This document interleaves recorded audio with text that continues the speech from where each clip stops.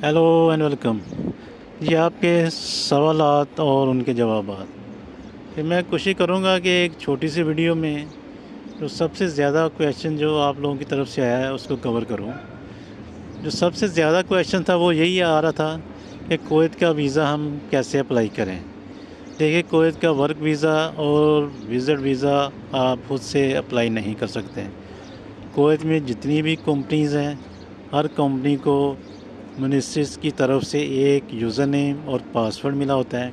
जैसे हमारी कंपनी है और हमको भी किसी का वीज़ा अप्लाई करना है तो सिंपली हम भी वहाँ पे जाके उस आदमी का पासपोर्ट और उसके बारे में कुछ डिटेल हैं वो अपलोड कर देते हैं। इससे 2 या 3 दिन के अंदर मिनिस्ट्रीज़ की तरफ से रिप्लाई आ जाता है कि ये ओके है या रिजेक्ट हो गया है।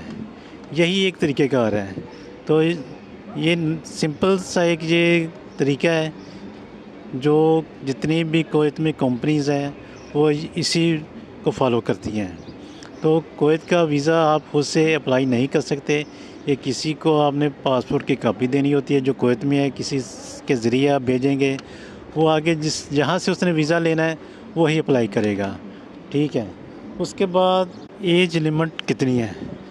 देखिए, कुवैत का वीज़ा अप्लाई करने के लिए 21 ईयर एज होनी ज़रूरी है। अगर 21 साल से एज कम है तो आपको वीज़ा इशू नहीं होगा। आप अप्लाई करेंगे लेकिन वो रिजेक्ट हो जाएगा। और जो लिमिट है वो 60 साल तक आप अप्लाई कर सकते हैं। 60 साल के ऊपर इन केस वो ओके हो भी सकता है, लेकिन मोस्टली वो रिजेक्ट होने के चांस होते हैं। बात ऐसे लोग जिनका वीज़ा इशू हो चुका है और वो आने की तैयारी कर रहे हैं, उनको कुछ डॉक्यूमेंट जो है ना अगर वो साथ लेकर आएंगे तो ये उनके लिए अच्छा होगा। जी, अगर आपके पास कोई भी क्वालिफ़िकेशन है, आपकी कोई एजुकेशन है और आपके पास कोई सर्टिफिकेट है, कुछ डिप्लोमा है, कोई डिग्री है, तो कोशिश करें कि ओरिजिनल डॉक्यूमेंट्स अपने साथ लेकर आएँ। और अगर आपके पास टाइम है तो उसको मिनिस्ट्री ऑफ फॉरेन अफेयर्स से अटेस्टेड करवा लें, वो सबसे बेस्ट होगा। लेकिन आपने जितने भी आपके डॉक्यूमेंट्स ओरिजिनल हैं वो साथ वही लेकर आएँ। अगर आपके पास कोई ड्राइविंग लाइसेंस है तो वो भी ओरिजिनल और वो भी साथ लेकर आएँ। और कोशिश करें कि आपके जो डॉक्यूमेंट्स हैं वो 100% ओरिजिनल ही होने चाहिए। किसी किस्म का 2 नंबर सर्टिफिकेट या डॉक्यूमेंट ना लेकर आएँ, ये आपके लिए प्रॉब्लम हो सकता है। तो जो आने वाले हैं उनके पास जितने भी डॉक्यूमेंट्स हैं वो सारे डॉक्यूमेंट्स अपने साथ लेकर आएँ, वहाँ पर छोड़ के नहीं आना। क्योंकि यहाँ पर अगर आपने अप्लाई करना है किसी भी जगह, अभी वो ओरिजिनल डॉक्यूमेंट्स हैं उसको वेरीफाई करते हैं। अगर आपके वहाँ से अटेस्टेशन नहीं होती तो यहाँ से आपके पाकिस्तान एम्बेसी से और मिनिस्ट्री ऑफ फॉरेन अफेयर्स से आप अटेस्ट करवा सकते हैं। लेकिन कोशिश करें आप अपने ओरिजिनल डॉक्यूमेंट्स हैं वो साथ लेकर ज़रूर आएँ। क्वेश्चन जो मेडिकल फील्ड के रिलेटेड हैं उनकी तरफ से हैं। देखें, जो पाकिस्तानी डॉक्टर्स का वीज़ा है या दूसरे जो स्टाफ है, पैरामेडिकल नर्सेज, ये मिनिस्ट्री ऑफ हेल्थ जो कुवैत की है, ये पाकिस्तान में जो इनकी एम्बेसी है उसके थ्रू ये अपना कोई ऐड देती हैं। फिर उसका एक सेपरेट प्रोसीजर है, वहाँ पे आपने जाना है या उनकी तरफ से जो भी कांटेक्ट नंबर है वहाँ से आपने रब्ता करना होता है। फिर सारा प्रोसीजर वहीं से होता है।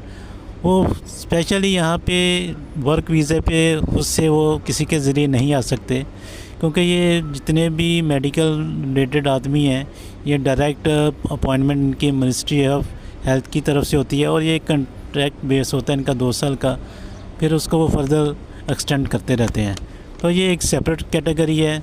तो ये जब भी कभी उनकी ऐड आती है वो पाकिस्तान में जो लोकल न्यूज़पेपर हैं उसमें वो ऐड देते हैं। उसके बाद जो फर्दर वहाँ से जो भी डिटेल है उसके ज़रिए आप उसको प्रोसीड करते हैं। तो इनका जो वीज़ा है वो आज़ाद वीज़ा या जैसे दूसरा वर्क वीज़ा है इशू होता है वो उस तरह से इनका ये प्रोसीजर नहीं है, तो उसका एक सेपरेट प्रोसीजर है। तो वो जब कभी ये इनके वीज़े ओपन होंगे और उसकी डिटेल अगर आएगी यहाँ लोकल न्यूज़ में तो मैं उसके ऊपर स्पेशली एक वीडियो बना के अपडेट ज़रूर करूँगा। جو پاکستانی دوسرے گلف کنٹری میں ہیں جیسے دبئی ہے، UAE ہے یا کچھ دوسری اسٹیٹس ہیں، وہاں سے اگر آپ آنا چاہتے ہیں تو ڈائریکٹ آپ ورک ویزے پہ یہاں نہیں آ سکتے. اس کے لیے ظاہر ہے آپ کو پاکستان جانا پڑے گا، وہیں سے ویزا اسٹیمپ کرا کے آپ کویت آ سکتے ہیں. یہ ڈائریکٹ اس کنٹری سے آپ ورک ویزے پہ کویت نہیں آ سکتے. وہ لوگ نئے ویزے پہ آ رہے ہیں، اگر تو وہ اپنے کسی بلڈ ریلیٹیو کے پاس آ رہے ہیں، ان کا کوئی بھائی ہے، ان کا فادر ہے یا کوئی قریبی عزیز ہے، تو پھر تو شاید کوئی پرابلم نہیں ہے. لیکن اگر وہ کسی کے ذریعے ویزا آپ نے لیا ہے تو آپ کوشش کریں کہ آپ کچھ کیش جو کرنسی ہے کویتی دینار وہ ساتھ لے کر آئیں. اگر منیمم آپ 100 KD ساتھ لے آئیں تو وہ آپ کے لیے بیسٹ ہوگا. دیکھیں اگر آپ کسی کے پاس آئیں گے تو آپ کو ارینج تو ہو جائے گا. یہاں کے جو اخراجات ہیں وہ جب آپ نے کویت میں انٹر ہونا ہے وہ آپ کے سٹارٹ ہو جانا ہے. یہ ایک بات آپ ایک ذہن میں رکھیں. ڈیلی کے آپ کے جو ایکسپنسز ہیں، آپ کے جو کھانے پینے کے ہیں وہ، اور جہاں پہ آپ نے آ کے اسٹے کرنا ہے روم کا رینٹ، وہ بھی ہر ماہ آپ کو پے کرنا ہوگا. لیکن اگر آپ کسی کے پاس آ رہے ہیں، کوئی جاننے والا ہے یا کسی کے ذریعے اس نے آپ کو کہیں ارینج کیا ہے، تو آپ کو کچھ نہ کچھ تو وہ دیں گے. لیکن اگر آپ ساتھ کچھ کیش لے کر آتے ہیں دیناروں میں 100 KD منیمم، تو آپ کے لیے یہ بہت اچھا ہوگا. کیونکہ یہاں کی کچھ ضروریات آپ کی اپنی ہوتی ہیں. آپ کسی سے لیں گے ظاہر وہ آپ کو ریٹرن نہیں کرنا ہے، لیکن اگر آپ کے پاس گنجائش ہے تو آپ کوشش کریں کہ جو نئے آنے والے ہیں، اگر وہ کسی اپنے ریلیٹیو بلڈ ریلیٹیو کے پاس نہیں آ رہے، کسی کے ذریعے ویزا لیا ہے، تو کوشش کریں آپ 100 KD اگر لا سکتے ہیں تو یہ بہت اچھا ہوگا. بات کروں گا جو اوور آل کنڈیشن ہے کام کی، حالات کی، اس بارے میں.